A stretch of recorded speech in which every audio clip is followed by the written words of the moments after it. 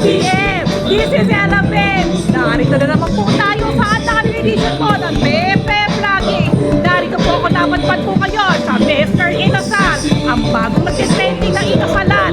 Dito po matatagpuan siya sa may Las Piñas, in front po of Star Mall.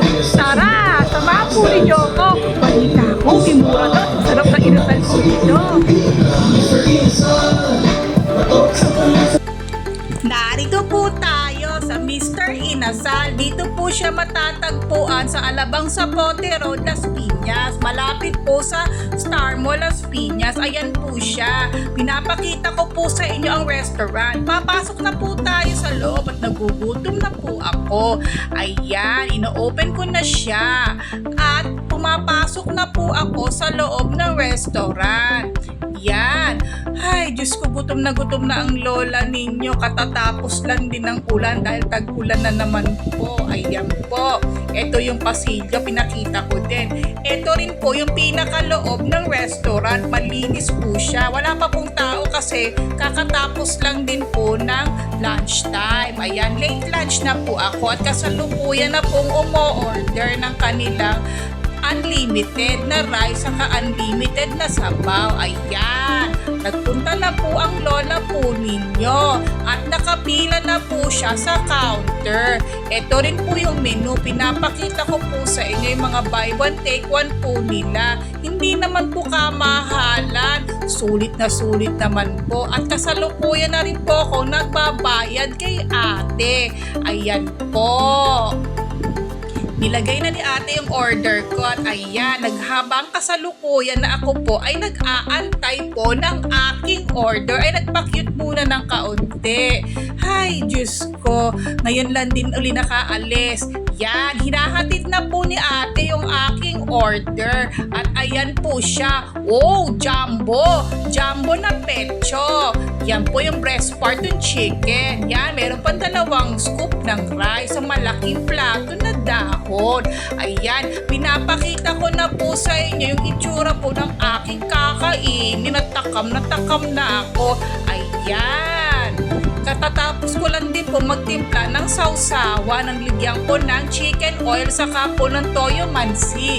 Yan, excited ang lola ninyo dahil gutom na.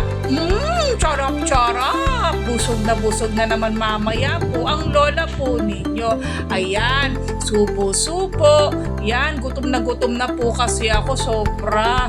Grabe naman din po kasi ang traffic dito sa Las Piñas. Bago ko marating tong paroroonan ko, inabot ako ng 10. Kaya iyan po ang resulta. 2 kanin agad. Kain na kain po ang lola po ninyo. Takam na takam. Ayan, di ba? O, naglagay pa ako ng sabaw na sinigang na super asim. Grabe talaga. Yan. Himay na himay ko, malalambot din po in fairness ang karne ng manok at hindi lang malambot. Lasa pa. Grabe, wala nang paki-paki ang lola po ninyo na kumakain ng inasal. Yan naman ang susunod. Humingi pa ako ng another rice kasi sobrang gutom ko po talaga sa sobrang traffic sa lugar. Nilagay ko na rin po dito po sa aking pinggan. Ayan. Ay, Diyos ko, kumain pa uli ang lola po ninyo at sumubo pa uli ng bongga-bongga. Naku, sobra nga naman ang aking Tom Jones. Yan, kain na kain pa rin po ako. Charap. Ay, salamat po, nabusog din po ako. Yan ang itsura po ng aking pinagkainan pagkatapos. Dami kong kinain. Pero itong buto, bigay ko sa dog namin para may pasalubong ako kanya. Busog na busog ang lola niya pero nagpapakit pa rin siya at pinipilit pa rin ko po na maging finish in spite of everything. Ay, grabe, busog na busog ako. Umuulan pa sa labas, grabe, buti nakauwi din ako. Pero next time, isasama ko na ang anak ko dito kasi magugustuhan niya doon, lalo't may only rice, matakaw pa naman si kanin yon. Busog na busog ako, sobrang laki ng manok. Diyos ko, hindi ko pa nga naubos.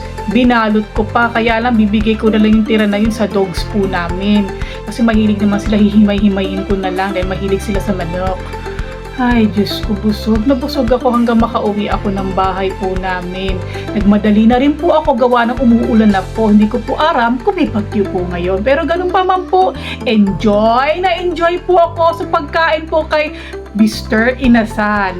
Balita ko, may ibang branches pa po sila. Siguro sa susunod, papasyalan din po natin yon.